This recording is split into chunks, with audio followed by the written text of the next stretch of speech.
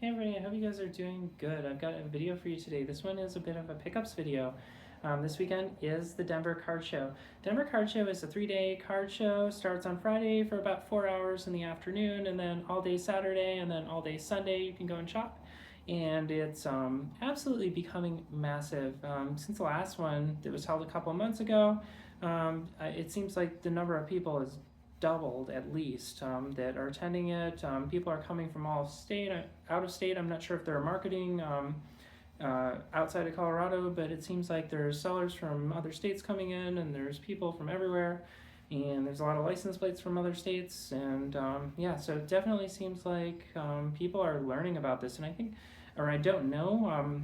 Whether it got attention on like the last one, Jeff Wilson, the investor collector guy that makes a lot of YouTube content, was at the last one. At least I heard he was. I didn't actually see him. I didn't see any content that he posted. If he did post something about that, let me know in the comments because I couldn't find it, and I'd be curious what he had to say about Denver and stuff. But anyway, apparently people are learning about it, and it seems like a lot of this is largely being driven by the Pokemon crowd more so than the sports card people. There's not to say there's not a lot of sports card sellers, but it seems like Pokemon is on fire right now, and so everybody's excited about that. And I don't know if that's going to wane at some point, but it's definitely a thing. And then like even I was noticing just like the parking situation was like there's a lot of parks. It's held at the National Western Complex, Stock Complex, whatever you call it, where they have the stock show every year. But they've got like these giant parking lots, but there's kind of like one road you can come in to get into it, and like I had to like sit there in my car for like 20 minutes before making it into the area where they start to like herd you like cattle into whichever parking lot they want to send you into. But eventually I did get parked, and eventually I did get inside. And once you are inside, it's a cluster fudge. Like there are tons of people. There's like you have to kind of weave through crowds. There's a lot of like little kids that you got to be careful not to step on. People with strollers. So it is family friendly. So it is definitely crazy. So I'm beginning to think that Sunday is probably the day to go if you're a sports card collector, just because you don't have as much competition, and all of those people that are competing against you, they're not competing, they're competing against each other and not against you because they're trying to get the Pokemon people. And you can see that because at the Pokemon tables, like they're all crowded around and people are waiting just to like shuffle through cards, whereas the sports card tables are, you can just kind of walk up to them and whatever. But not to say there's not people going for sports cards. There's plenty of people shopping for sports cards and plenty of sellers selling sports cards, but it's just the Pokemon people just outnumber. It's like 10 to 1 Pokemon. That being said, I did get a bunch of cards, so let's start to go through them and see what I picked up. Starting off, I seem to always get one of these stacks of cards. They're usually those boxes where you find cards that aren't in sleeves, aren't in top loaders, or any sort of cases, where it's just like the same price for any of them. Those are usually my favorite boxes to dig through because you find a lot of like good stuff, and usually you never pay if it's like $1 a piece. Like you never pay $1 because you just hand them a stack and they're just like whatever, give me 20 bucks or whatever for it. But I don't know what I paid for this because it was part of a larger deal, and I think this is from 2 different sellers. So, but anyway, let's start to go through some of these. Some of these are just common, so it may be boring to go through these. So I'm not sure if I'll go through all of them, but let's just start into it. And I'll leave kind of the best for last with everything. So I'm starting off with a 1959 Topps Virgil Trucks. If you don't know who Virgil Trucks is, you should. He's a really good player. He played both pre-war and post-war with World War II. He went on to join the Navy, and he fought in World War II with the Navy, and then he came back and played baseball again. But he was one of only 2 pitchers for the Detroit Tigers to pitch 2 no-hitters, and he pitched both of his no-hitters in the 1952 season in a single season. Yeah, so he was just a great great pitcher that it's unfortunate. A lot of these players, just due to history, like people die and people forget about them, and the people that were living at the time to like see him play are passing on, and so like a lot of these great players just going to get lost and forgotten. But he shouldn't be forgotten because he's good. But anyway, so there's Virgil Trucks. Next up is high number Detroit Tigers, Ozzie Alvarez. And then a bunch of 1960 tops, which 1960 tops, I absolutely love 1960 tops. I know it's like a fan favorite, kind of like the 1975 tops as well as a fan favorite. And I may at some point decide to collect this set. I don't know yet. I don't have enough of it, but I do have some of the key cards. Like I've got both Mickey Mantles. I've got his base card as well as his All-Star card as well. But I don't have like the Hank Aaron. I don't have the Roberto Clemente. So there's some big ones that I need, but I just love this set anyway. So Lou Bearbarrett, another player who just passed away a couple months ago, Roy Face. Lots of Tigers in this. Rocky Bridges, Tom Morgan, Frank Larry, Dick Schofield. I'm kind of going fast through them, but because you're probably not going to find commons interesting, but Eddie Yost, Pete Burnside, Neil Chrisley, Ray Sembrock, Steve Bilko, Johnny Poderes, some rookies, Tom Borland, Duke Carmel, Don Dillard, Chuck Estrada, Bill Harris, Ray Narleski, Jerry Davy, Chico Fernandez, Ted Abernathy, Casey Wise, Mo Drabowski for the Cubs. He was a good player. Paul Foytak. And when I say good, I mean he was a good player, but not Hall of Fame level, but still good. Andre Rogers, L. Dark. And then here's what I'm talking about with finding like good cards in some of these like bins where, 1961 tops, Don Drysdale. 1961 tops, Matty Alou. Rocky Calavito, which I already had this card, but out of a cheapy box, I'll always grab a Calavito. Humpsy Green, Jim Bunning, Red Schoendienst. Here's one who signs through TTM. I think he charges like $1 or something. Clay Dalrymple, 1964 tops. Dick McAuliffe,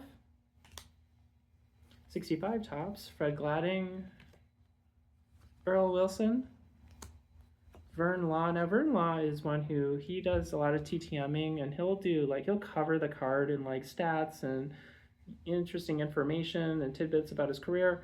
I have not sent to him yet, and I didn't really have a card to send him, so I kind of grabbed that. More TTM, Jim Merritt. I've got like his 75 tops I was going to send. Another big TTM guy, Manny Mota. Jose Tartabull, who's also a TTM guy. 1966 White Sox rookie stars. Here's a player who a lot of people think he should be in the Hall of Fame, but he's not yet. Vada Pinson, 1966 tops. 1966 tops, cards, team card. I guess they were 7th place in 1965. Dick Green, 67 tops. Jose Tartabull. Ozzie Chavarria. Jim Northrup, great player for the Tigers. 1968 Dodgers rookie stars with Jack Billingham and Jim Ferry. John Donaldson. Looks like they like blacked out his cap or something. I wonder why. Don't know why, but maybe he was. I don't think he was traded or anything. Angels team card. Ken Boyer, another great player from that era. Wait, Wilhelm. Jim Fregosi. Bill Mazeroski. I mean, if you're in like a dollar box, who's not going to pick up a 68 Topps Bill Mazeroski? Next up, 69 Topps Stan Bonson. Stan Bonson is also a TTM guy. He only likes to do one card at a time, and I had sent to him a while back. I may send this one to him. It's his rookie card with the trophy.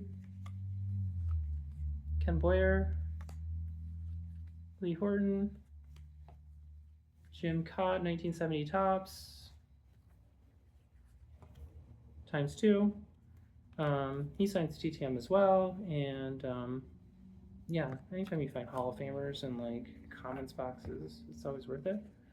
Jim Northrup, Tommy John, Tigers rookies, Red Shane Dienst, John Donaldson, Vada Pinson, Ron Santo, Bill Freehan, Detroit Tigers team card, Daryl Patterson, and lastly, Chuck Dobson. So that's it for the cheapy Commons stuff. Next up, if you've seen one of my other videos, with my 1975 Topps video specifically, I was trying to collect the set, so I brought my list with me, and there was somebody who had a 1975 Topps box. So I got a bunch more off my list. I'm not sure how close I am because I haven't checked them off my list yet or tried to put them into my binder yet, but before I do, I'll show them to you. And starting off, we've got 1974 highlights with Nolan Ryan on it, and Steve Busby and Dick Osman.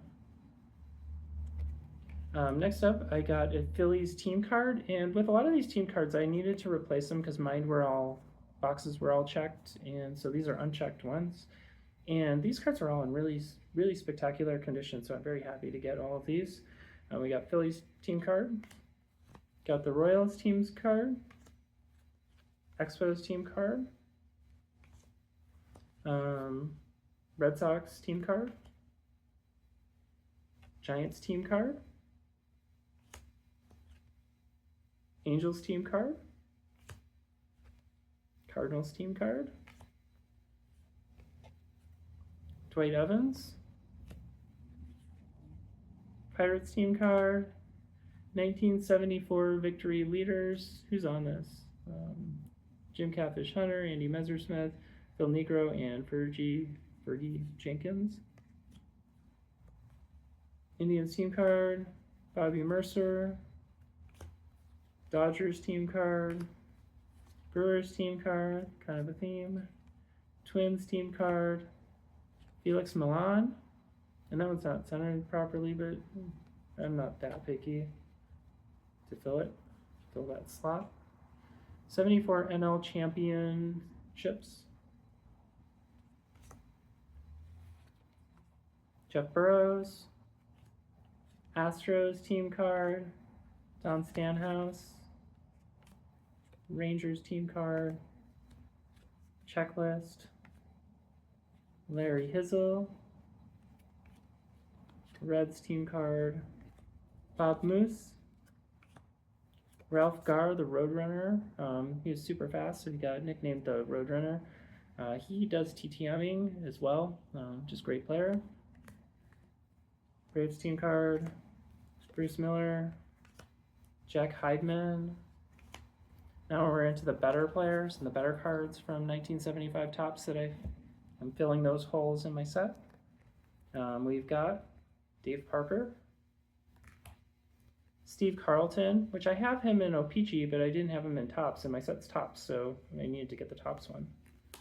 And then I ended up getting a couple of these in duplicate because I bought from another seller before, and then I found ones from another seller, and don't know which ones I'll keep, but we've got the, is this Jim Rice rookie? And then I've got Fred Lynn's rookie. And there's other players on them, but I'm just saying the one they're known for. This one's Keith Hernandez. 2 of it. And then lastly is the most expensive one that I still needed for the set, which is Hank Aaron. So I was very happy to get a very clean copy of Hank Aaron for my set. And so that's what I got to fill out my 75 tops. So I'll have to come back and see how close I am with collecting that, with completing it. Next up is a stack of cards that are a little bit better than all of that other stuff, but I don't know if it's much better, but still cool cards. Here's a really clean 1959 Topps copy of Red Schoendienst. Trying to do it without the glare. These top loaders glare back at you. Here's a 1960 Topps Red Schoendienst. This one did have some wax on the front of it, which I did kind of wipe off a little bit to clean it up, which I don't really think that's altering the card. It just kind of returns it to its normal natural state. Al Kaline 1961 Topps. I'll always grab these when they're like in cheapy things. And I'm having a really hard time finding this card centered properly, and my one that I have in my like graded is the centering's horrible on it. So I'm always on the lookout for like a perfectly centered one. I think this card in general is just really hard to find centered. So this one's not perfect, but it's a lot better than the ones I've had. Here's a card I did not own yet, and I own almost every 1970s Nolan Ryan so far. I don't own his 1970 Topps yet, and I think this was the only one I needed. I don't have 72 Topps either, but I've got 71 Topps, and I think I've got everything else. But here's his 1974 Topps, and it's a pretty decent copy of it. So very happy to get that. I'm not going to get this graded, I don't think. It's still nice. 1974 Topps Pete Rose. This one, when I took it out of the case, it had a little bit of not like a crease, but it looks like a speed bump or some sort of like imperfection in the cardboard, not damage, but just a cardboard issue, and it kind of ruins the card, but sometimes you never know until you pull them out. 1976 Topps Pete Rose. This one centering's not the perfectest, most perfect, but it's definitely a cool card. Always love this card. 1978 Topps, clean copy of Lou Brock. 1978 Topps, strikeout leaders, Nolan Ryan and Phil Niekro. 1978 Topps, Dave Winfield. 1979 Topps, Willie McCovey. 1981 Fleer, Jim Palmer. And I don't know if these were like 50 cents or what, they were very cheap. George Brett. This is one I don't know how it got in my stack because I didn't pick it out, but Dave Winfield, 1981 Topps. 1982 Fleer, Robin Yount. 1982 Fleer, Mike Schmidt. 1982 Fleer, Carl Yastrzemski. 1982 Fleer, different Carl Yastrzemski. 1982 Fleer, Mike Schmidt. And then 1986 Topps traded Jose Canseco rookie. Magic Johnson, Hakeem Olajuwon, and now we're at the better cards. At least I think they're better, but maybe you will, maybe you won't. Here's a 1959 Topps Ted Lindsay. The centering on this is not perfect. Both top and bottom are really, it's really off-centered, but it's still a cool card, and these hockey cards are definitely hard to come by in Colorado, and just happy to get that Ted Lindsay. Cool card, cool player. Next up is a Hall of Famer, very good player, 1966 Topps, and I love this 1966 Topps set. This is another set I would love to collect, but I can't ever. I think Bobby Orr is way priced out of my range, but here's a good Hall of Famer, Andy Bathgate. Very clean copy of that. Nice, great condition. One of the Sealing brothers, there's Rod and Rick Sealing. This is Rod Sealing. Cool player. Another Hall of Famer, 1974 Topps, Jean Rattel. And then 1974 Topps of Red Kelly. Red Kelly was a coach when this card came out. During his playing career, he won like 5 or 7, I don't know how many, bunch of Stanley Cups. He played for the Red Wings and the Maple Leafs. And while he was a hockey player, he was also a member of Parliament.